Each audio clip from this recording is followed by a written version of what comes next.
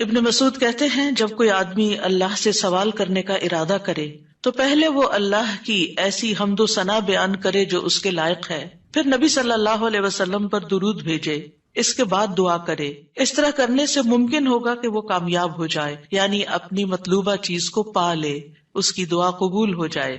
حضرت علی رضی اللہ عنہ کہتے ہیں ہر دعا روک دی جاتی ہے یہاں تک کہ محمد صلی اللہ علیہ وسلم پر درود پڑھا جائے۔ یہ ان کے احساسات ہیں اور وہ سمجھتے ہیں کہ یہ درود ہی دعاؤں کو آگے بڑھانے والا ہے۔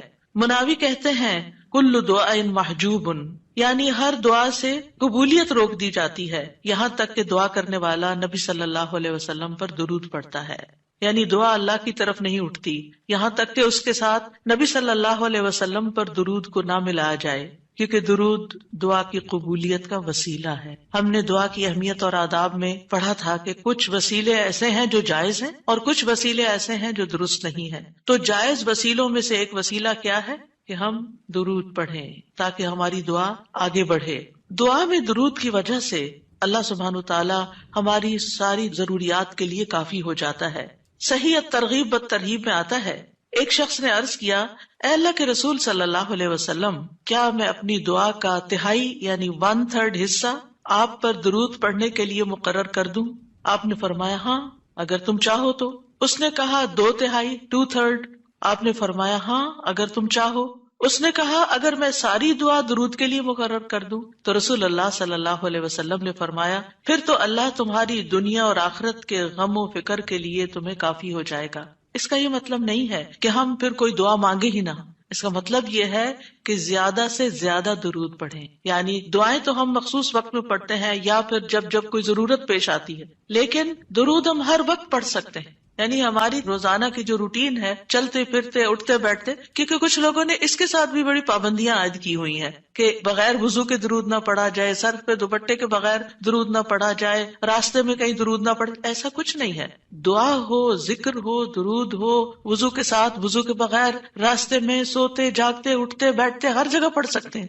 صرف یہ ہے کہ نماز جو ہے وہ وضو کے بغیر نہیں ہوتی، وہ پوری طرح سطر ڈھانکے بغیر نہیں ہوتی۔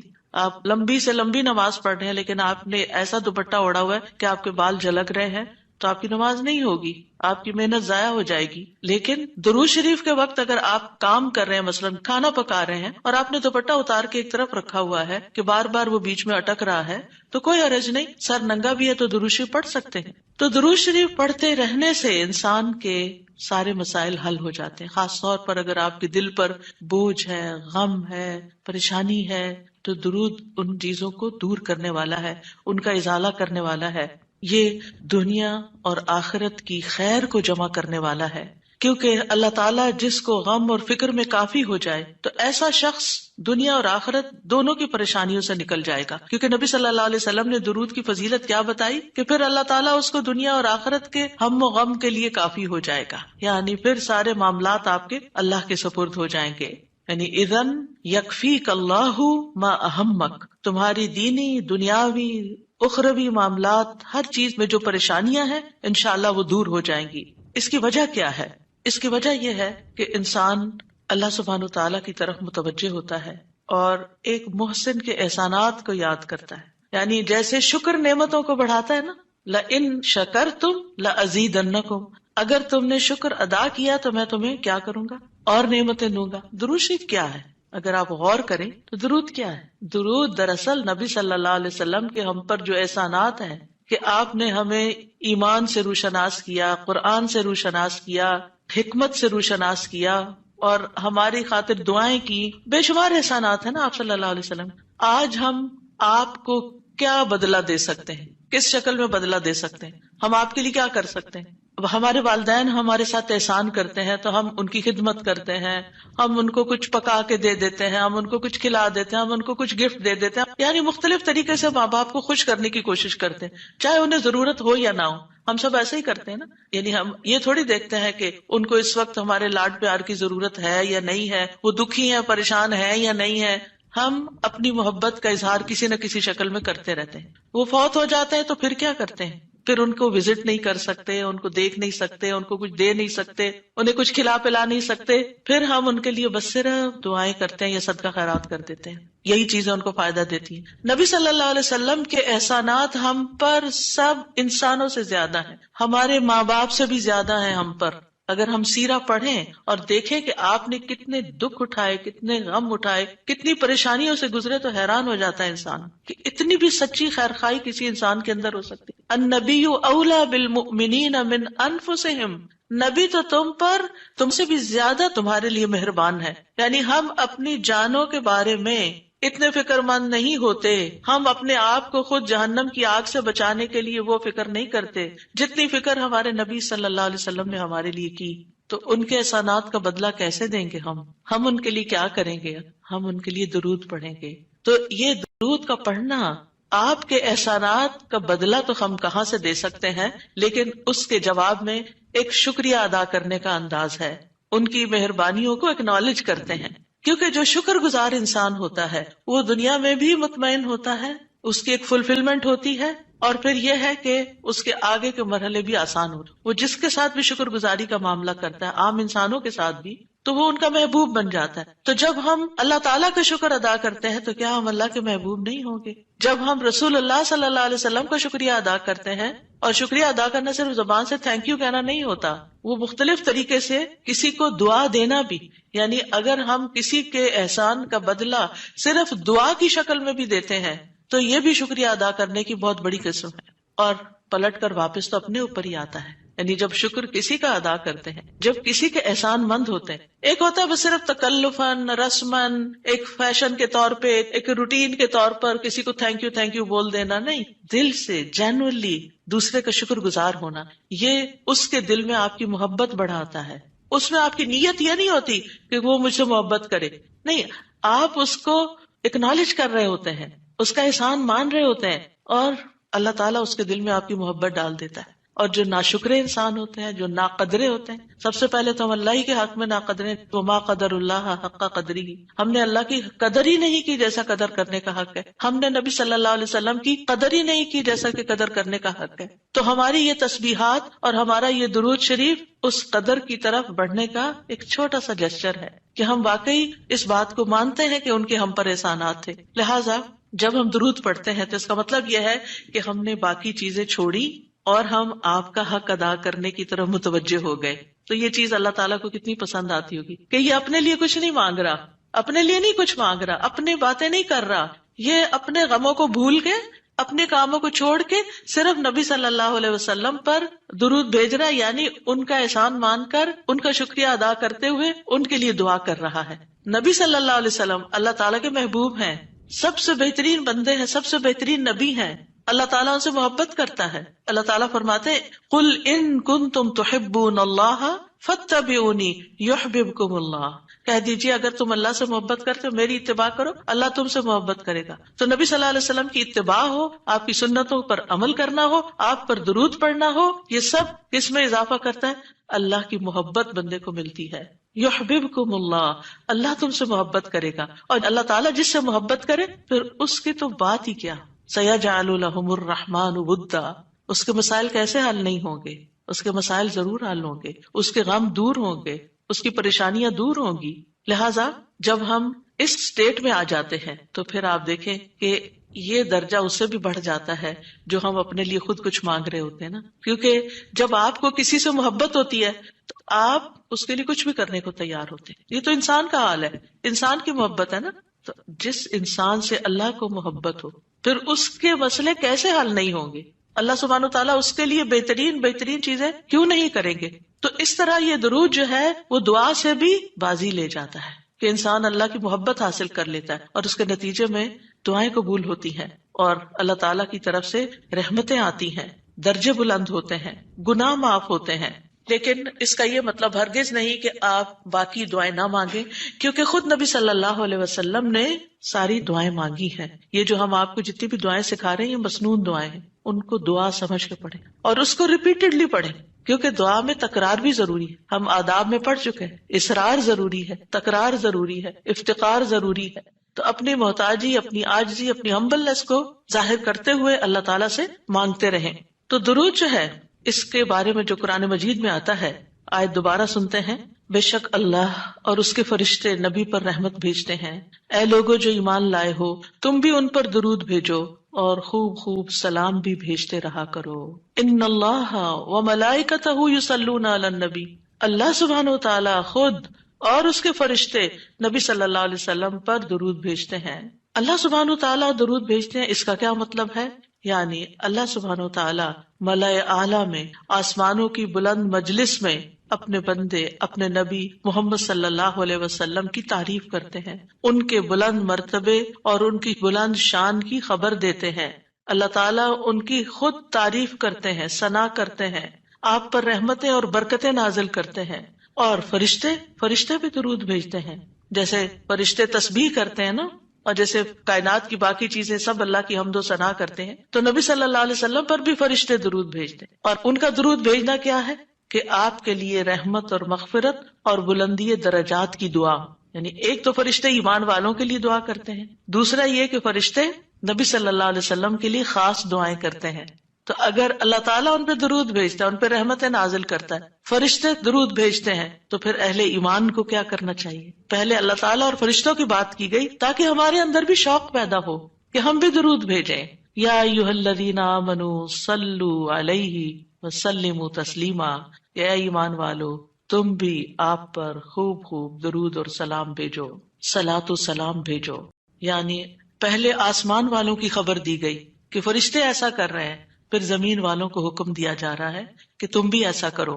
قرطبی کہتے ہیں اس آیت کے ذریعے اللہ نے اپنے رسول کو آپ کی زندگی میں، یعنی رسول اللہ صلی اللہ علیہ وسلم کی زندگی میں اور آپ کی وفات کے بعد آپ کو شرف و مرتبہ بخشا ہے، اور آپ کے مقام اور مرتبے کو بیان کیا ہے کہ آپ کا کیا مقام ہے، تاکہ ہم ایمان والے اس مقام کو سمجھیں۔ تو دوسرے لفظوں میں آپ صلی اللہ علیہ وسلم کے لیے اوپر کے جہان اور نیچے کے جہان میں تعریفیں ہوتی ہیں، یعنی ہم بھی آپ کی تعریف کرتے ہیں اور فرشتے بھی آپ کی تعریف کرتے ہیں، ہم بھی آپ کے لیے دعائیں کرتے ہیں، فرشتے بھی آپ کے لیے دعائیں کرتے ہیں، اور اللہ سبحانہ تعالیٰ ملائے اعلیٰ میں مقرب فرشتوں کے پاس اپنے نبی کی تعریف کرتے ہیں۔ آپ دیکھیں کہ دنیا میں طرح طرح کی مجالس ہوتی ہیں نا، کچھ مجالس بڑی خاص ہوتی ہیں، خاص لوگ صرف انوائٹیڈ ہوتے ہیں، ہر کوئی نہیں وہاں جا سکتا۔ آسمانوں میں بھی خاص مجالس، اللہ سبحانہ وتعالیٰ کے جو خاص مقرب فرشتے ہیں جنہیں وہ حکم دیا گیا تھا کہ آدم کو سجدہ کرو، جن کے سامنے اللہ تعالیٰ نے یہ بات رکھی تھی کہ میں آدم کو پیدا کرنے جا رہا ہوں۔ یہ گیدرنگ جو ہے اس کو ملائے اعلیٰ کہتے ہیں، ملا کہتے ہیں سرداروں کو، اور اعلیٰ کہتے ہیں بلند سردار۔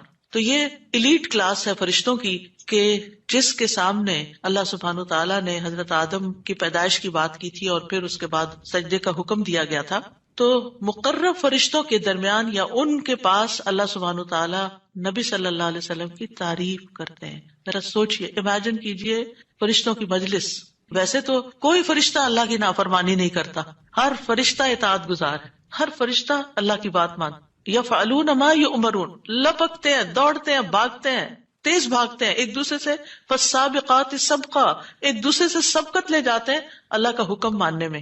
یعنی فرشتوں کا یہ حال ہے، لیکن ان کی کیٹیگریز ہیں۔ سورۃ فاطر کے شروع میں کیا آتا ہے؟ جاعل الملائکۃ رسلا اولی اجنحۃ مثنی وثلاث ورباع ویزید فی الخلق ما یشاء۔ 2 پروں والے فرشتے بھی ہیں، 3 والے بھی ہیں، 4 والے بھی ہیں، اور پھر اللہ جتنی چاہتا ہے بڑھا دیتا ہے۔ جبریل علیہ السلام کے تو 600 پر ہیں، سوچئے کیا کیفیت ہوگی ان کی۔ اور پھر جو حاملین عرش فرشتے ہیں، ان کی کندھے سے لے کے یہاں کان کی لو تک 700 سال کا فاصلہ ہے، اتنا عرصہ کوئی سفر کرتا رہے۔ اب آپ خود سوچیں کہ اتنے بڑے فرشتے ہیں وہ، ان کے سامنے اللہ سبحانہ و تعالی محمد صلی اللہ علیہ وسلم کی تعریف فرماتے ہیں۔ آپ کے مقام کا اندازہ کریں، کیا ہم نے قدر کی اپنے نبی کی؟ ہم کیا درود پڑھتے ہیں، ہم کیا تعریف کرتے ہیں، ہم کتنا جانتے ہیں آپ کو، ہم آپ کی سنت کو کیا سمجھتے ہیں؟ حدیث، یہ تو حدیث ہے، یہ قرآن تو نہیں ہے۔ استغفر اللہ، آپ نے دین کے مختلف چیزوں میں فرق کر دیا جس کو خود رسول اللہ صلی اللہ علیہ وسلم دے کر گئے تھے، آپ کس راہ پہ چل پڑے؟ تو آپ سوچئے کہ اللہ کے رسول صلی اللہ علیہ وسلم کی تعریف وہاں ہو رہی، راہ گزرتا بھی کوئی ہماری تعریف کر دے نا تو ہم ایسے بھول جاتے ہیں کہ بڑی چیز ہو گئے، ہم پتہ نہیں کیا بن گئے ہیں۔ اس کو بھی بہت کچھ سمجھتے ہیں. کبھی فیس بک پہ لگاتے ہیں یہ فلاں نے ہماری تعریف کی ہے، کبھی کچھ کرتے ہیں کبھی کچھ کرتے ہیں تعریف. آپ سوچئے پھر ہم کیا ہے اور محمد صلی اللہ علیہ وسلم کیا ہے جن کی تعریف اللہ تعالیٰ کر رہے ہیں اور وہ فرشتوں کی مجلس میں کر رہے ہیں، اس تعریف کا کیا کہنا. ایسے پیغمبر پر، ایسے نبی پر کیا ہم درود نہیں بھیجیں گے؟ کیا ہم ان کے لیے دعائیں نہیں کریں گے؟ اللہ سبحانہ وتعالیٰ سے ان کے لیے وسیلہ نہیں مانگیں گے؟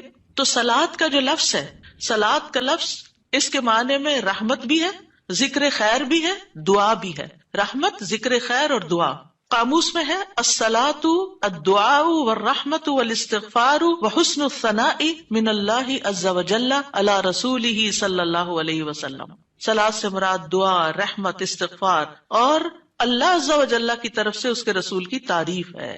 یعنی درود کا یہ مطلب ہے، یعنی اللہ تعالیٰ کی طرف سے صلاۃ بھیجنے کا مطلب کیا کہ اللہ تعالیٰ آپ سے راضی ہیں اور آپ پر رحمت نازل کرتے ہیں. ٹھیک ہے، یعنی اللہ تعالیٰ آپ پر درود بھیجتے یعنی آپ پر رحمت نازل کرتے ہیں اور آپ سے راضی ہیں. ابن قیم کہتے ہیں نبی صلی اللہ علیہ وسلم پر اللہ کے صلاۃ بھیجنے سے مراد اللہ سبحانہ تعالیٰ کا آپ کی تعریف کرنا ہے اور آپ کی دیکھ بھال کرنا ہے اور آپ کے شرف کو ظاہر کرنا ہے اور آپ کی فضیلت اور حرمت کو ثابت کرنا ہے. اور فرشتوں کے صلاۃ بھیجنے کا مطلب کہ وہ دعا کے معنی میں ہے کہ وہ نبی صلی اللہ علیہ وسلم کے لیے دعا مانگتے ہیں. اور یہ بھی ممکن ہے کہ وہ اللہ سبحانہ تعالیٰ کے ساتھ مل کر نبی صلی اللہ علیہ وسلم کی تعریف کرتے ہیں کہ فرشتے بھی آپ کی تعریف کرتے ہیں. ابو عالیہ کہتے ہیں کہ معزز فرشتوں کا صلاۃ بھیجنا ان کا دعا کرنا ہے نبی صلی اللہ علیہ وسلم کے لیے. ابن عباس کہتے ہیں یصلون کا مطلب ہے وہ برکت کی دعا کرتے ہیں. یہ سارے معنی میں اختلاف نہیں ہے، یہ مختلف طریقے سے صلاۃ کے لفظ کو واضح کیا گیا. کیونکہ عام طور پر ہمیں لفظ درود کا بھی مطلب کوئی نہیں آتا ہوتا، یعنی کہ اگر کسی سے پوچھے درود کیا ہوتا ہے کچھ پتا نہیں، بس ہوتا ہے درود. تو عربی میں درود نہیں کہتے، یہ فارسی کا لفظ ہے، عربی میں صلاۃ کہتے ہیں اور صلاۃ میں یہ سارے معنی آ جاتے ہیں جو میں عرض کر رہی ہوں. اور امت کو کیا حکم ہے کہ وہ آپ کے لیے دعا بھی کریں اور آپ کے حکم کی تعظیم بھی کریں.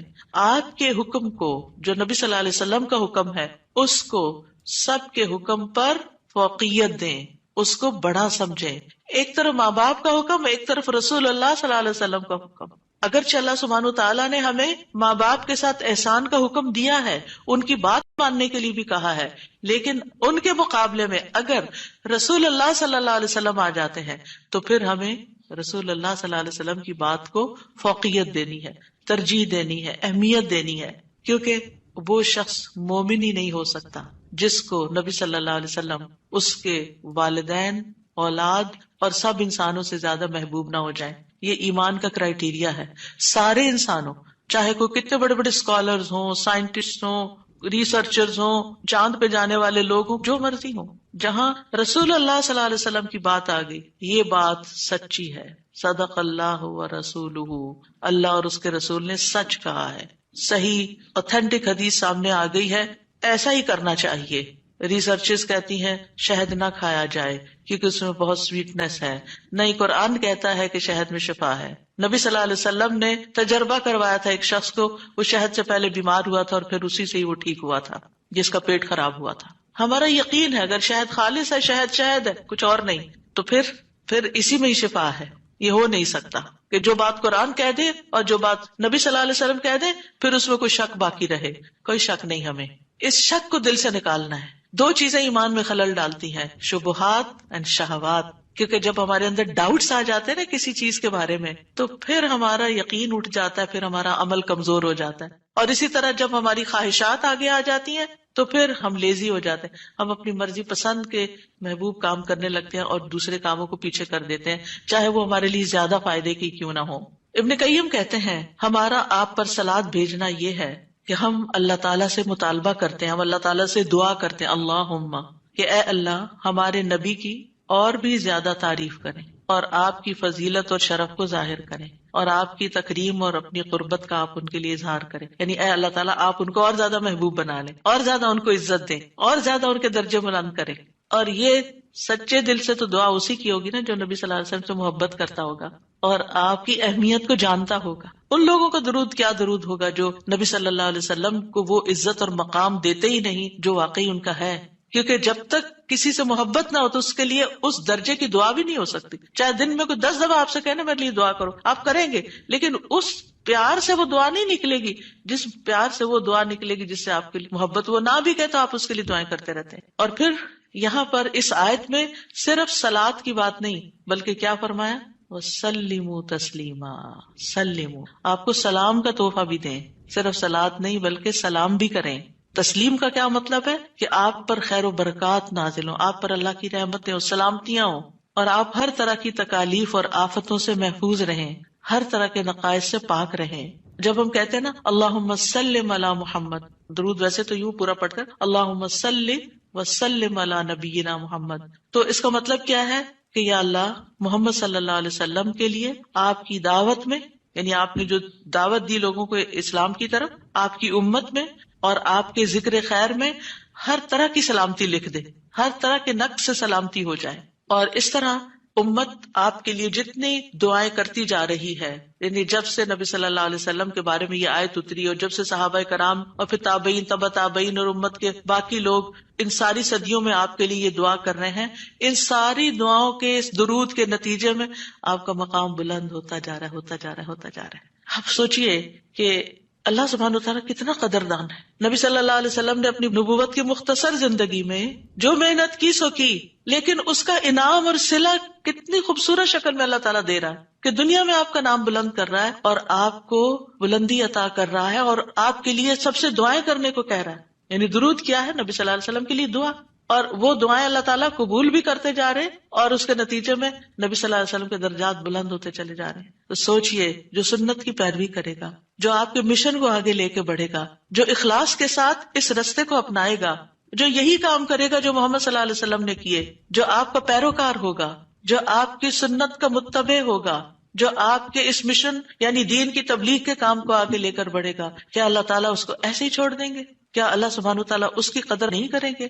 ہم سب انسان کسی نہ کسی طرح دنیا میں بلندی چاہتے ہیں، کوئی ڈگری کے ذریعے، کوئی مال کے ذریعے، کوئی کسی ذریعے دوسروں سے آگے نکلنا چاہتا ہے، بلند مرتبہ ہونا چاہتا ہے. لیکن اس راستے کو چھوڑ دیتے ہیں کیونکہ اس راستے کو بظاہر یوں لگتا ہے کہ اس سے کیا ملے گا، ہمیں اس سے کون سی بلندی مل جائے گی، اور اس طرح ہم نبی صلی اللہ علیہ وسلم کے طریقہ کار کو چھوڑ کر اور طریقوں کو اختیار کرنے لگتے ہیں. ہم سمجھتے ہیں شاید اس میں زیادہ خیر ہے یا اس سے ہمیں زیادہ بھلائی یا کوئی بڑائی مل جائے گی. نہیں، اصل بات یہ ہے کہ ہمیں جو عزت یہ دین دے سکتا ہے، جو مرتبوں کی بلندی، جو اللہ کی رحمتیں، جو خیر اور لازوال نعمتیں جنہیں کبھی ختم نہیں ہونا، جو اس راستے سے مل سکتی ہیں، وہ دنیا میں کوئی اور راستہ ہے ہی نہیں ان سب نعمتوں کو پانے کا.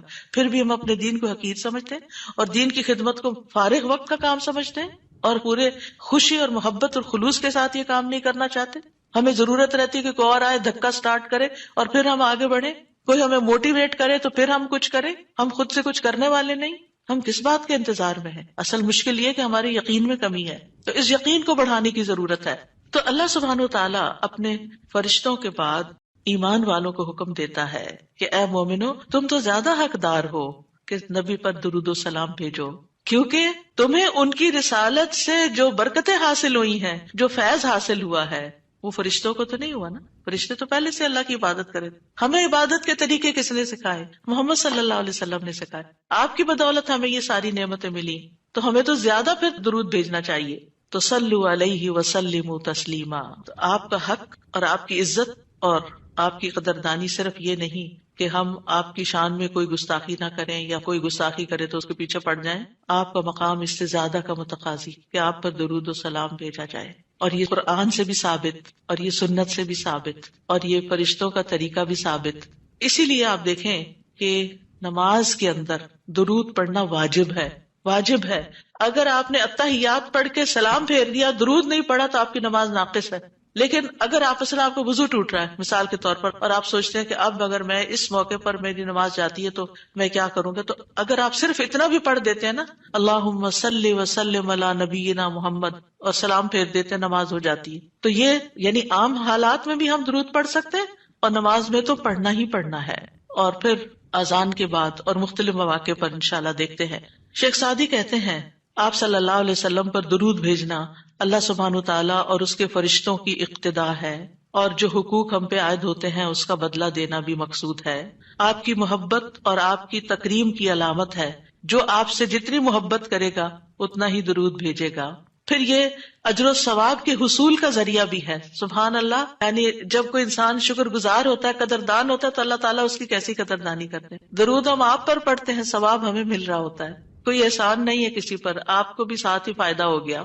اور پھر یہ ایمان کی علامت ہے، کیونکہ جو آپ سے محبت نہیں کرتا اس کا ایمان مکمل نہیں. اور پھر آپ کی توقیر جس کا حکم اللہ تعالیٰ نے دیا اس کی علامت بھی ہے. لِتُؤْمِنُوا بِاللَّهِ وَرَسُولِهِ وَتُعَزِّرُوهُ وَتُوَقِّرُوهُ وَتُسَبِّحُوهُ بُكْرَةً وَأَصِيلًا، تاکہ تم اللہ اور اس کے رسول پر ایمان لاؤ اور اس کی مدد کرو اور اس کی تعظیم کرو اور دن کے شروع اور آخر میں تسبیح کرو. نبی صلی اللہ علیہ وسلم کی امت پر جو احسانات ہیں ان کا تھوڑا سا ذکر کرنا اس لیے ضروری ہے تاکہ یاد تازہ ہو جائے کہ آپ کے ذریعے میں کیا کیا فیض ملا.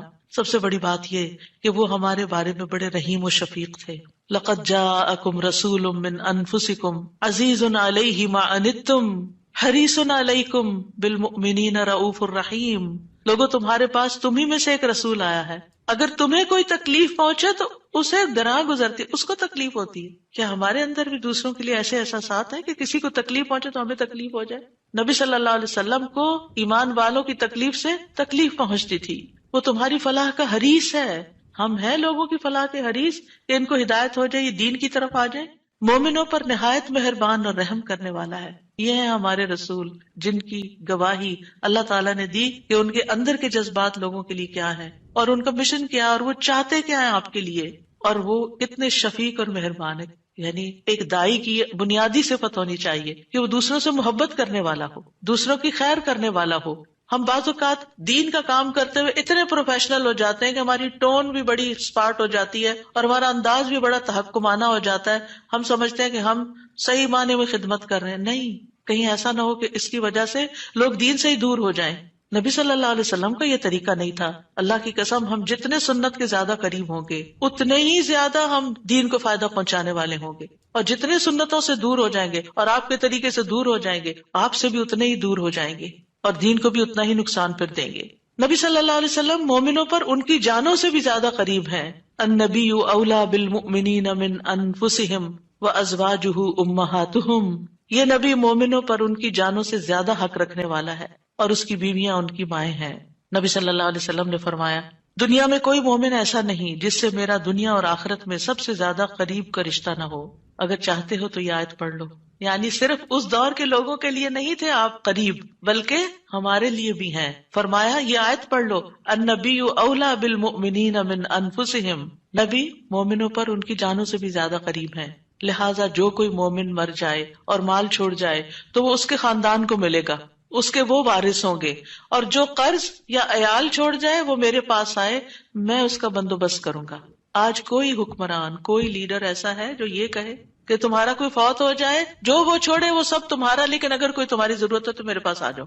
ایسی خیرخواہی محمد صلی اللہ علیہ وسلم کے اندر تھی اپنے ساتھیوں کے لیے. آپ امت کے لیے روتے تھے.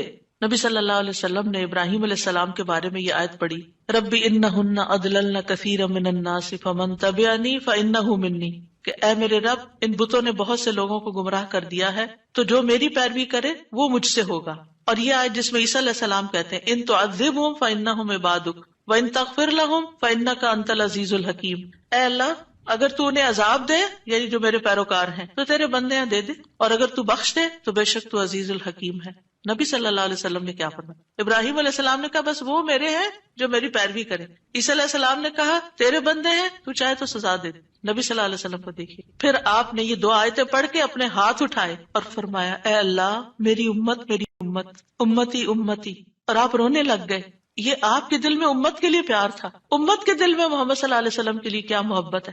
تو اللہ عز و جل نے فرمایا اے جبریل جاؤ محمد کے پاس، حالانکہ تیرا رب خوب جانتا ہے، اور ان سے پوچھو کہ کیوں رو رہے ہیں. جبریل علیہ السلام آپ کی خدمت میں آئے اور آپ سے رونے کی وجہ پوچھی تو رسول اللہ صلی اللہ علیہ وسلم نے انہیں بتا دیا کہ میں اپنی امت کے لیے رو رہا ہوں، حالانکہ اللہ سب سے زیادہ جاننے والا ہے. تو اللہ تعالیٰ نے فرمایا اے جبریل محمد کی طرف جاؤ اور ان سے کہہ دو کہ ہم آپ کو آپ کی امت کے بارے میں ضرور راضی کر دیں گے اور ہم آپ کو غمگین نہیں کریں گے. اتنے حریص تھے وہ ہماری نجات کے اور ہماری فلاح کے. تو کیا وہ والدین سے بھی زیادہ پھر مہربان نہیں ہم پر؟ ہمارے ماں باپ ہماری دنیا کا غم کرتے ہیں، ہماری دنیا کی فکریں کرتے ہیں، ان کو کھانا کہاں سے ملے گا، ان کے فلاں چیز کا کیا ہوگا، فلاں چیز کا کیا ہوگا. نبی صلی اللہ علیہ وسلم ہماری دنیا کے تو پیچھے ہو گیا نا کہ جس کا عیال ہو، قرض دار ہو، میرے پاس آ جائے، لیکن ہماری آخرت کی فکر کرتے ہیں کہ میری امت کی بخشش ہوگی کہ نہیں ہوگی. ایک دفعہ کوئی لا الہ الا اللہ محمد الرسول اللہ کہہ کر اس دین میں داخل ہو جاتا ہے تو پھر محمد صلی اللہ علیہ وسلم اس کے لیے مہربان ہو جاتے ہیں، اس کے لیے غمگین ہو جاتے ہیں کہ اس کی بخشش ہو جائے. آپ ہر نماز میں امت کے لیے دعائیں کرتے تھے، ہر نماز میں. حضرت عائشہ کہتی ہیں میں نے رسول اللہ صلی اللہ علیہ وسلم کو خوش طبیعت دیکھ کر کہا اے اللہ کے رسول میرے لیے اللہ تعالیٰ سے دعا کریں. آپ نے فرمایا اللہم اغفر لعائشہ ما تقدم من ذنبها وما تأخر وما اسرت وما اعلنت. اے اللہ عائشہ کے سب گناہ بخش دے، جو اس نے پہلے کیے، جو بعد میں کیے، جو چھپا کے کیے، جو اعلانیہ کیے. خوشی سے حضرت عائشہ نے ہنسنا شروع کر دیا، یہاں تک کہ ہنستے ہنستے ان کا سر رسول اللہ صلی اللہ علیہ وسلم کی گود میں جا پڑا. آپ نے پوچھا کیا تمہیں میری دعا نے خوش کر دیا؟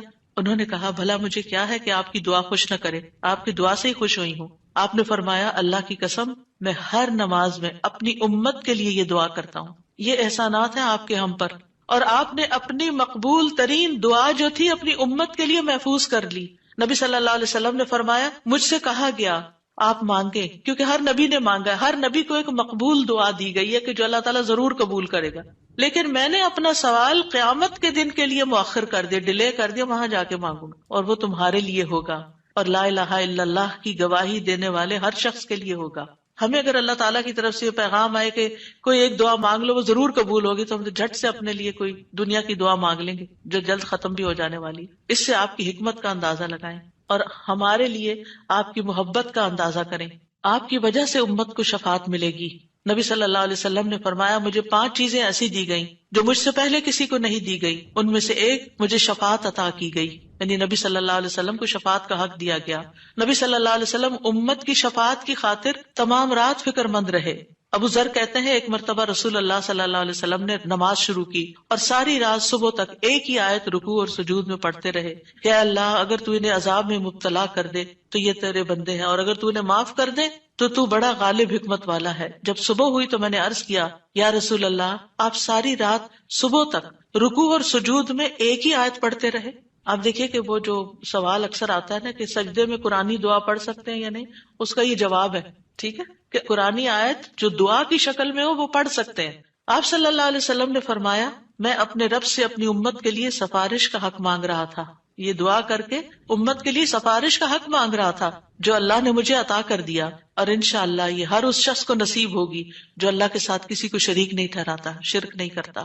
ابن عباس کہتے ہیں رسول اللہ صلی اللہ علیہ وسلم نے فرمایا اللہ نے میرے لیے میری امت کی غلطی اور بھول چوک اور جس پر ان کو مجبور کر دیا جائے اس سے درگزر فرمایا ہے، اور یہ بھی آپ کا ایک احسان ہے ہم پر. نبی صلی اللہ علیہ وسلم نے اپنی امت کو مشقت میں نہیں ڈالا، بس وہ کام سکھائے جو وہ کر سکتے تھے آسانی سے. آپ صلی اللہ علیہ وسلم نے فرمایا اگر میری امت پر مشقت نہ ہوتی تو میں انہیں ہر نماز کے وقت وضو کرنے کا حکم دیتا، یعنی چاہے وضو ہوتا پھر بھی دوبارہ حکم دیتا، لیکن اگر وضو ہے تو دوبارہ نہ بھی کرو. یہ آسانی دی آپ نے. آپ اپنی امتیوں کو آگ سے بچانے کی شدید حرص رکھتے تھے. نبی صلی اللہ علیہ وسلم نے ایک مرتبہ فرمایا میری مثال اور لوگوں کی مثال اس شخص کی طرح ہے جس نے آگ روشن کی، جب اس کے چاروں طرف روشنی پھیل گئی تو پروانے اور کیڑے مکوڑے جو آگ پہ گرتے ہیں اس میں گرنے لگے. وہ آدمی ان کو آگ سے دور کرتا ہے لیکن وہ اس کے قابو میں نہیں آتے بلکہ آگ میں داخل ہو جاتے ہیں. اسی طرح میں تمہاری کمروں سے پکڑ پکڑ کر تمہیں آگ سے روکتا ہوں اور تم اس میں گرتے جاتے ہو، یعنی میں تمہیں روکتا ہوں کہ وہ غلط کام نہیں کرو کہ جو آگ کی طرف لے جانے والے ہیں، اور تم رک نہیں رہے. اسی طرح آپ صلی اللہ علیہ وسلم نے اپنے بعد آنے والے امتیوں کے لیے بھی محبت کا اظہار کیا ہے. حدیث میں آتا ہے آپ نے فرمایا کاش میں اپنے بھائیوں سے مل پاتا. نبی صلی اللہ علیہ وسلم کے صحابہ نے عرض کیا کیا ہم آپ کے بھائی نہیں؟ آپ نے فرمایا تم میرے صحابہ ہو.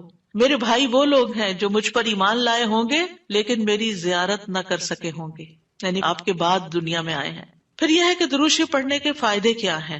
یہ تو تھا کہ آپ کے احسانات ہیں ہم پر، لہٰذا ہمیں انسان ہونے کی حیثیت سے ہمارے اوپر لازم ہے کہ احسان کا بدلہ چکائیں اور ہم آپ پر درود پڑھیں. لیکن ویسے فائدے کیا ہیں؟ ایک بار درود بھیجنے پر 10 رحمتیں ملتی ہیں، صحیح مسلم کی روایت میں آتا ہے. سنن نسائی میں آتا ہے جو شخص مجھ پر 1 مرتبہ درود بھیجے گا اللہ اس پر 10 مرتبہ رحمتیں نازل کرے گا